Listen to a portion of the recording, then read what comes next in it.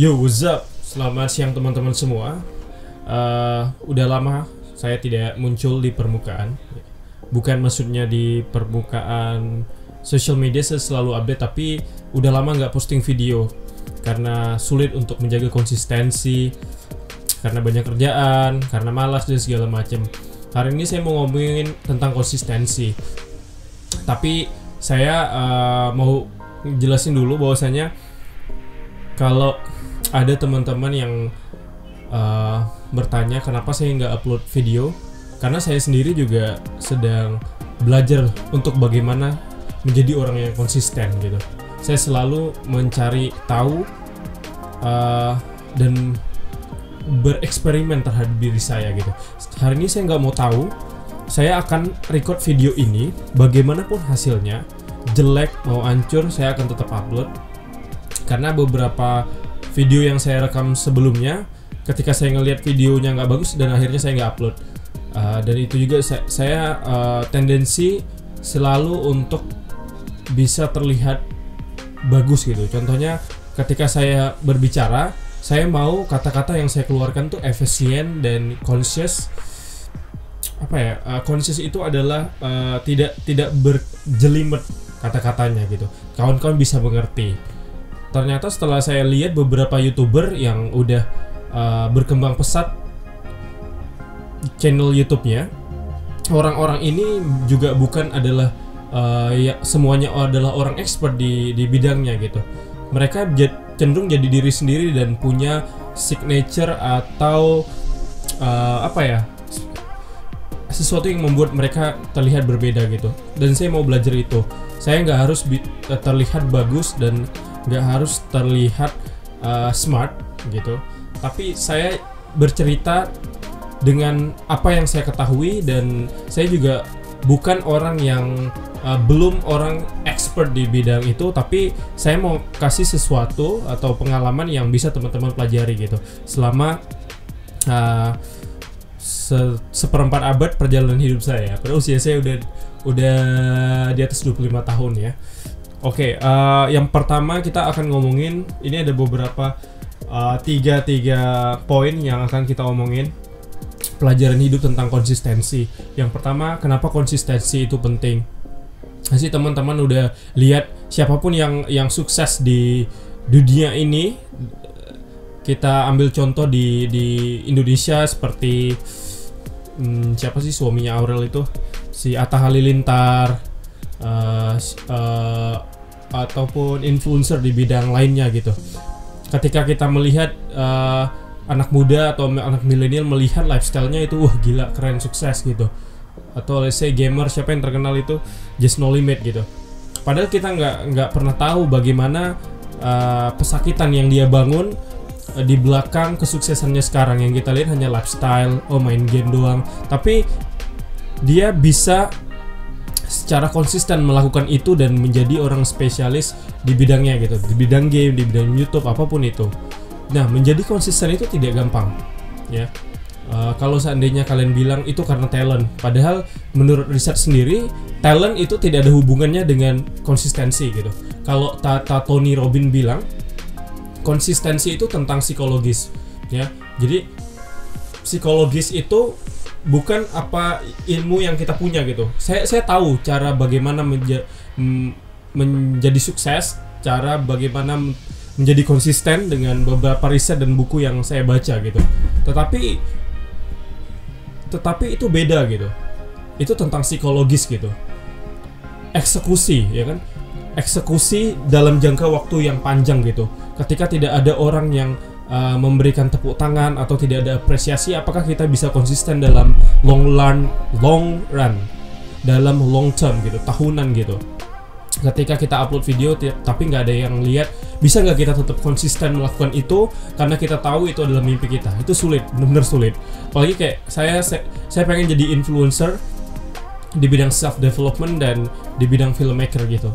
Dan saya tahu saya harus membuat konten-konten yang bisa membantu komunitas atau teman-teman untuk berkembang di bidang ini ya. Banyak juga teman-teman yang melihat lifestyle saya, kayak apa yang saya posting gitu, ngelihat saya apa ya, ada yang bilang saya sukses gitu. Saya merasa saya sama sekali belum jadi orang yang sukses karena saya belum bisa konsisten untuk melakukan apa yang saya tahu itu akan membuat hidup saya berprogres untuk jadi lebih baik dan menuju visi jangka panjang saya gitu. Dan saya setiap hari battling soal itu. Saya sekarang udah mulai lagi konsisten untuk berolahraga. Oh ya, tadi mengenai Tony Robbins belum saya selesaikan. Jadi eksekusi itu tentang psikologis. Bagaimana kita bisa mengeksekusi itu tergantung state-nya kita. Kalau orang bilang mood, emosi gitu. Kalau seandainya kita punya knowledge dan kita nggak punya sisi emosional atau psikologis yang baik, kita tidak bisa mengeksekusi itu gitu. Dan konsistensi untuk long run itu tentang itu gitu. Bagaimana cara menjaga psikologis kita dalam kondisi prima gitu. Ya, bangun habit-habit yang sehat gitu, seperti berolahraga. Dengan berolahraga kita memboost beberapa hormon sehat seperti serotonin dan dopamin, karena itu yang kita butuhkan untuk membuat mood kita bagus dan kita apa ya, lebih semangat gitu. Kalau orang mengharapkan katanya willpower itu enggak, willpower never last gitu.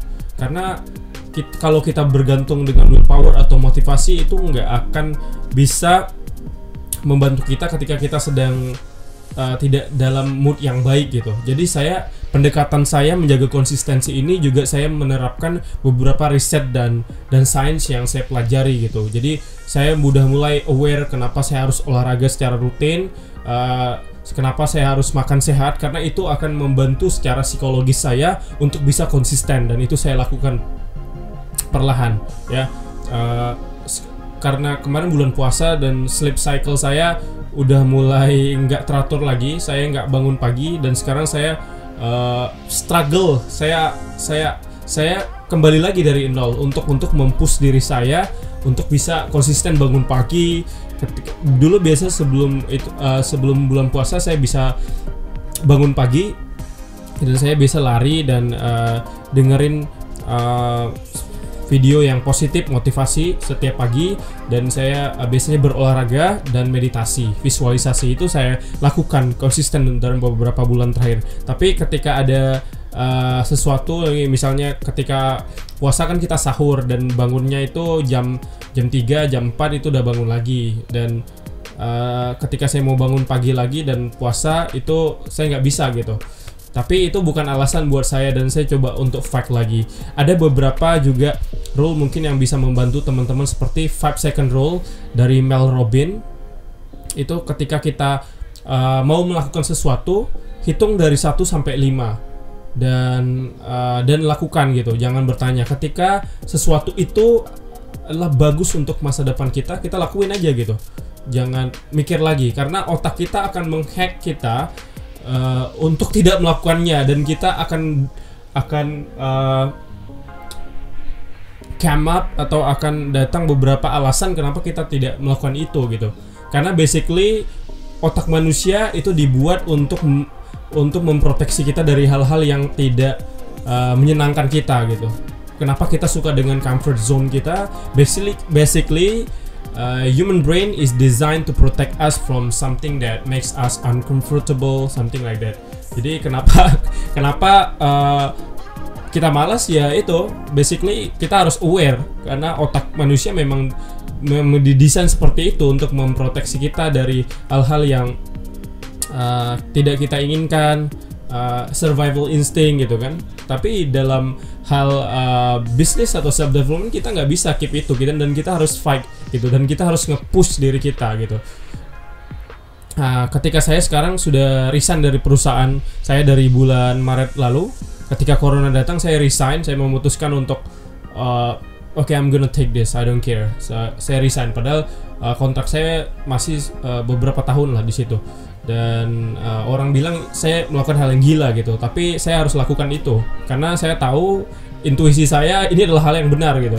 Tapi ketika saya masuk dalam entrepreneurship is totally different. Saya harus struggle gitu karena saya tidak punya bos, saya tidak punya external pressure. Ketika saya dalam perusahaan, ya saya harus on time, saya datang pagi-pagi karena saya punya external pressure. Saya harus menyelesaikan beberapa deadline project, saya punya external pressure ketika saya bekerja di perusahaan. Tapi ketika entrepreneurship ini tidak ada yang meng-push saya untuk melakukan marketing, untuk melakukan sales gitu. Iya, kita punya klien, ketika kita dapat project, kita menyelesaikan project itu dalam tempo deadline yang udah ditentuin, kita bisa selesaikan itu ya. Tetapi ketika kita udah nggak ngerjain project, kita harus cari klien, kita harus disiplin gitu. Kalau kita mengandalkan willpower atau mood, bisnis kita nggak akan sustainable. Itu kenapa sangat susah untuk menjadi seorang entrepreneur. Tapi jalan yang ini saya tahu benar, ini adalah hal yang saya harus lakukan karena ini adalah mimpi saya. Dan saya merasa lebih freedom dan lebih bahagia ngelakuinnya setiap hari. Dan saya nggak mengalami Monday blues lagi. Oke. Tadi sebenarnya yang saya bahas tadi juga udah termasuk kenapa konsistensi itu susah dibangun ya. Karena tadi otak manusia memang didesain tidak untuk melakukan hal-hal yang sulit gitu. Dan hal yang saya lakukan selain berolahraga juga makan sehat itu ya walaupun susah gitu, tapi saya punya effort dan saya aware untuk mengkonsumsi makanan-makanan yang bagus lah gitu. Kayak misalnya kalau misalnya pagi ya tidak mengkonsumsi makanan terlalu berat, nanti ngantuk. Karena semua apa yang kita konsumsi itu mempengaruhi biologis bahkan psikologi kita gitu. Karena itu berdampak pada hormon-hormon. Kebayang kalau seandainya kita tidak berolahraga dan tidak makan sehat, ya pasti kita malas gitu. Pagi-pagi udah nguap segala macem, nggak segar, kita nggak punya hormon-hormon itu ya kan. Kenapa laki-laki harus gym? Kita harus nge-push hormon testosteron, serotonin dan segala macam. Itu semua tentang sains. Jadi terus juga apa lagi ya? Oh ya, saya ingat kata Tony Robbins lagi, Simon Sinek gitu. Saya punya bukunya, saya mau tunjukin.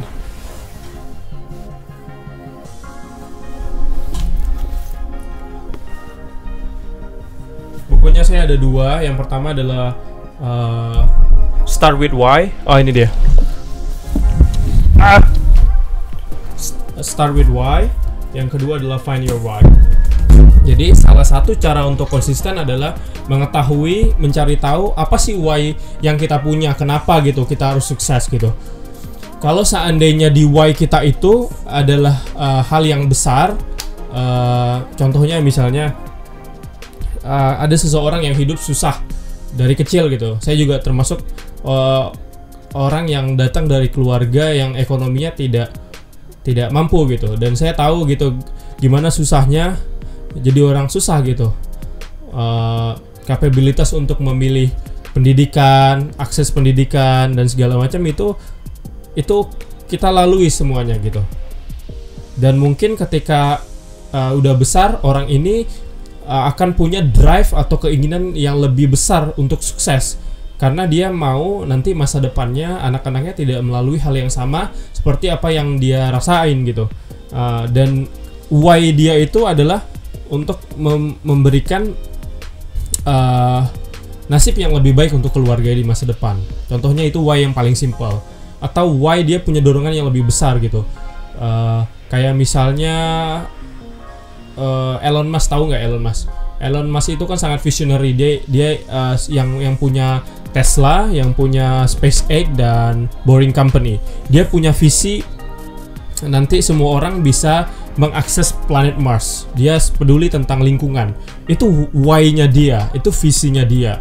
Sehingga di dalam jangka panjang dia bisa konsisten dalam visi tersebut gitu.